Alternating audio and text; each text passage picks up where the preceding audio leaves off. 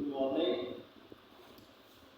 कल आपने active to passive का जो फर्स्ट पार्ट है वो पढ़ा और फर्स्ट पार्ट में आपने नियम देखे कि भाई एक्टिव टू पैसिव बनाने के लिए हमें 5 नियमों का प्रयोग करना पड़ता है। तो स्टूडेंट आप इसका चाहें तो स्क्रीनशॉट ले सकते हैं। देखिए, सबसे पहले एक्टिव से पैसिव बनाने के लिए आपको एक निश्चित फॉर्मूले के अनुसार सेंटेंस को लिखना है। ऑब्जेक्ट, हेल्पिंग वर्ब, वर्ब की थर्ड फॉर्म, बाय और सब्जेक्ट।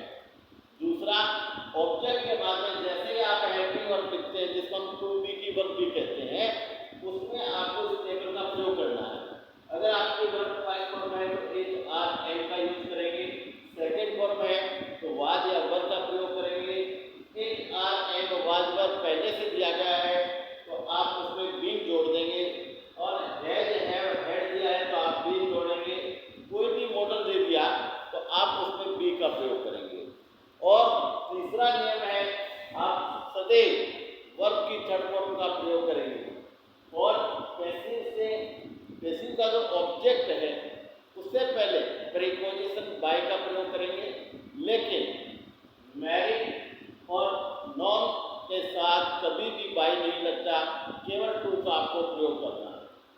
पांचवा नियम कहता है कि आपका यदि एक्टिव का सब्जेक्ट अनइम्पोर्टेंट है तो पैसिव में आपको न तो बाय का यूज करना है और न उस सब्जेक्ट का ऑब्जेक्ट बना करके लिखना है।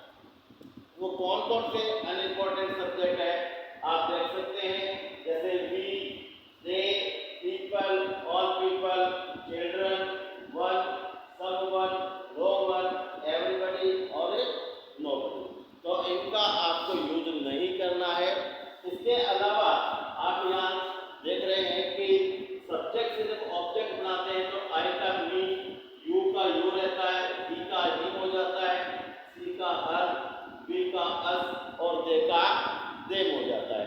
तो कल आपने केवल इनके 5 रूल्स पढ़े। आज हम जो 5 हमारे इसके टाइप्स हैं, जैसे सिंपल है, डबल ऑब्जेक्ट है, गोइंग टू बी है, इंपरेटिव है या इंट्रोगेटिव है, उनको आज हम पढ़ेंगे। तो हम सबसे पहले ले रहे हैं सिंपल। जो सिंपल सेंटेंस होते हैं उनका हम एक्टिव टू पैसिव पढ़ेंगे कि भाई इनका एक्टिव से पैसिव कैसे बनाया जाता है। तो पहला सेंटेंस आपका होगा सिंपल सेंटेंस। कोई भी सिंपल वाक्य मतलब सब्जेक्ट दिया गया हो, वर्ब दी गई हो और लास्ट में अगर फुल स्टॉप दिया गया है तो वो आपका सिंपल सब्जेक्ट होता है। और एग्जाम्पल आप देख सकते हैं, जैसे सी, कुक, फूड। तो आपको सबसे पहले हम देखेंगे ये हमारा सब्जेक्ट है, ये हमारा वर्ब है और ये हमारा क्या है, ऑब्जेक्ट है। तो सबसे पहले आप ऑब्जेक्ट को लिखेंगे।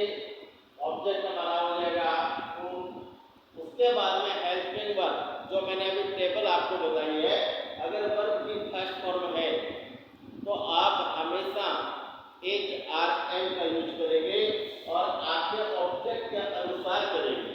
तो फूड के साथ में आएगा एच, वर्ब की हमेशा थर्ड फॉर्म लगेगी कुक, बाय, सी काम करेंगे अब। यह हमारा एक्टिव से पैसिव बन गया। बहुत ही इजी है।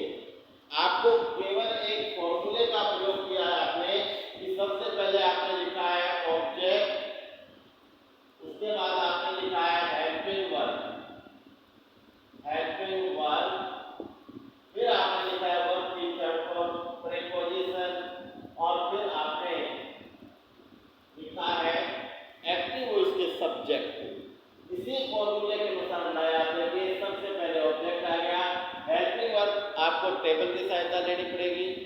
वर्ब की फर्स्ट फॉर्म है तो इजारन लगेगा, सेकंड फॉर्म है तो वाज वर लगेगा। पहले से इजारन वाज वर दिया गया है तो आपको उसमें बीइंग जोड़ना पड़ेगा। तो ये छोटी छोटी बातें हैं, बहुत ही सिंपल सा आप एक्टिव से पैसिव बना सकते हैं। दूसरा वाक्य देखिए, जैसे इसी प्रकार से दिया गया हो, सी कुक, अब आप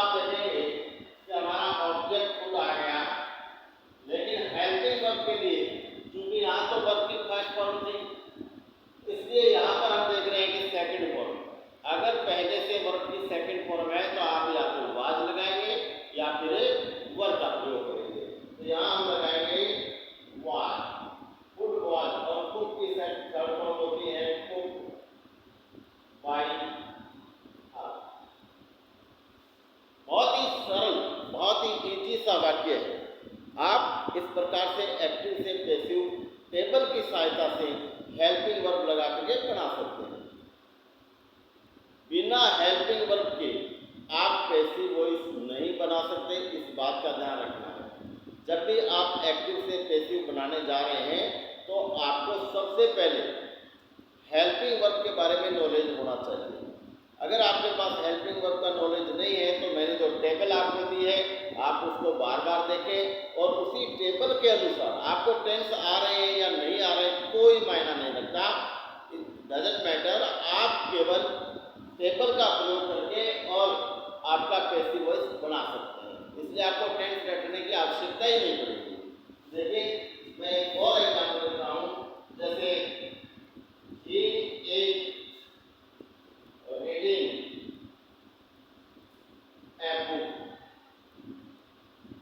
आप इसमें देखेंगे ये सब्जेक्ट है, ये हेल्पिंग वर्ब है, ये वर्ब है और ये ऑब्जेक्ट। तो हम सबसे पहले क्या लिखेंगे? ऑब्जेक्ट। ऑब्जेक्ट हमारा है ए बुक। अब देखिए हेल्पिंग वर्ब लगाते समय आप टेबल का यूज कीजिए। पहले से इज, आर, एम, वाज, वर दिया गया है तो बीन जुड़ेगा, तो बुक सिंगुलर है इसलिए हो जाएगा इज बीन, इज बीन। यह रीडिंग कौन फॉर्म है, हमें कौन सी यूज करनी है? Third form. तो रीड की फर्स्ट, सेकंड और थर्ड रीड होता